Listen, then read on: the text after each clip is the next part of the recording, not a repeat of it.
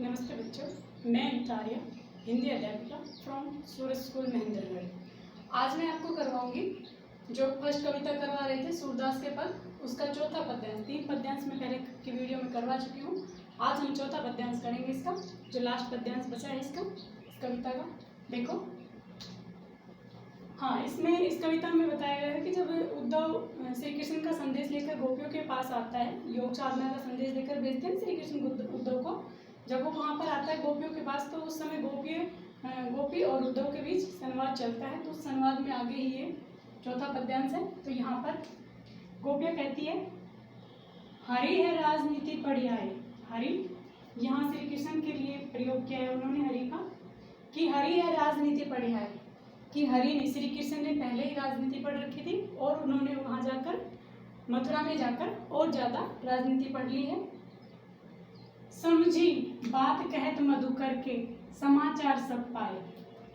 मधुकर यहाँ उद्धव के लिए प्रयोग हुआ है। यहाँ पर हम इसको घोड़ा भी लिख सकते हैं, क्योंकि उसको उद्धव को क्या कर रही है, घोड़ा मान रहे हैं।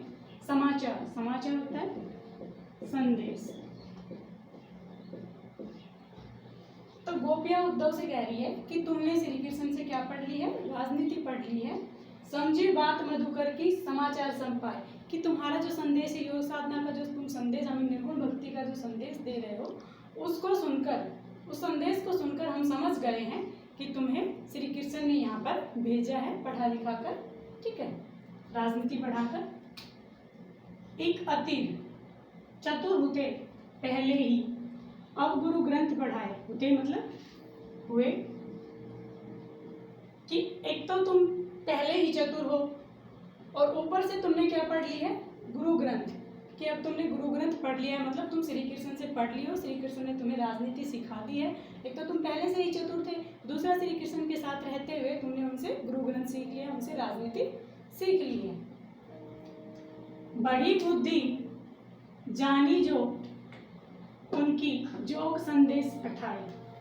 बड़ी बुद्धि का अर्थ होता है तेज। जानी जो उनकी जोग संदेश पठाए का अर्थ होता है भेजना, ठीक है। तो यहाँ पर गोपियाँ उद्धव से कह रही है कि बड़ी बुद्धि जानी जो उनकी, कि हम लोग तो जानते हैं उनकी बुद्धि पहले से ही बहुत तेज है, श्री कृष्ण पहले से ही बहुत चालाक है, बहुत तेज बुद्धि है उनकी। योग संदेश पठाए, और तुम्हें ये जो योग संदेश, निर्गुण भक्ति का संदेश देकर भेजा है, हम उनको पहले से ही जानते हैं। उद्धव भले लोग आगे के, परहित डोलत धाय। डोलत मतलब धाय,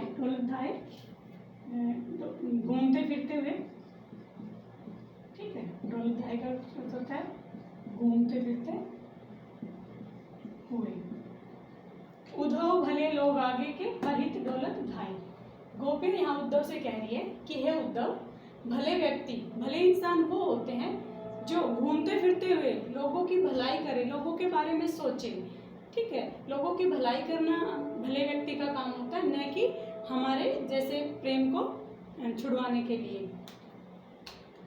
अब अपने मन फेर पाइए, चलत जो होते चुराए। गोपियाँ यहाँ पर कह रही है फेर पाइए, फेर मतलब फिर से।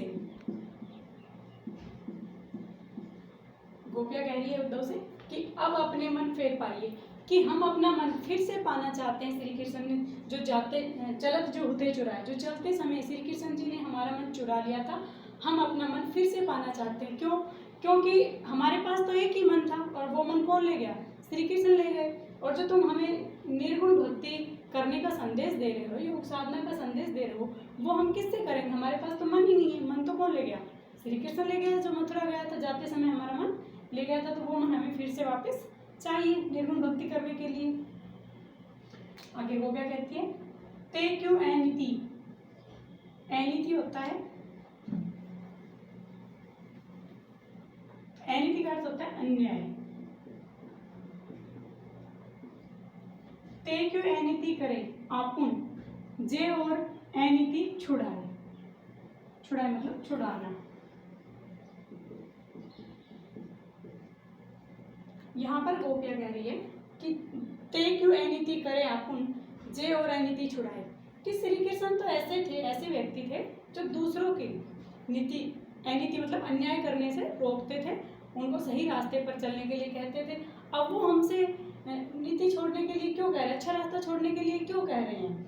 ठीक है, तो कह रही है कि तेनी अनीति क्यों करे आपुन जे और अनीति छुड़ाए, कि जो और लोगों का अन्याय करने से, ठीक है, मना करते थे कि दूसरों पर अन्याय मत करो, वो आज हमें इस तरह से क्यों संदेश दे रहे हैं, क्यों हमें इस तरह की बातें सिखा रहे हैं, वो हमें अन्याय के रास्ते पर चलने के लिए क्यों कह रहे हैं? राज धर्म तो यही सूर जो पर जाने जाए सताए।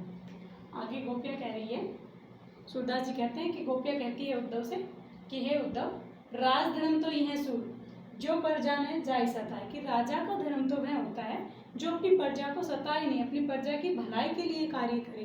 ठीक है, राजा वही होता है जो अपनी प्रजा के सुख दुख का ध्यान रखे, उनकी प्रत्येक बातों का ध्यान रखे कि उनको क्या चाहिए। राजा का धर्म यही होता है कि वो अपनी प्रजा की हर बात का ध्यान रखे, हर अच्छी बुरी स्थिति में उनका सहयोग करे। तो राजा का धर्म यही है, न कि वो अपनी प्रजा को सताए। तो यहाँ पर गोपिया कह रही है कि श्री कृष्ण जो है वो हमें अन्याय करने के लिए कह रहे हैं, खुद तो अन्याय छुड़वाते थे लोगों से, और अब हमें कह रहे हैं कि तुम यहाँ मुझे भूल जाओ, मुझे भूलकर योग साधना करो, निर्गुण भक्ति का ध्यान करो। सूरदास जी ने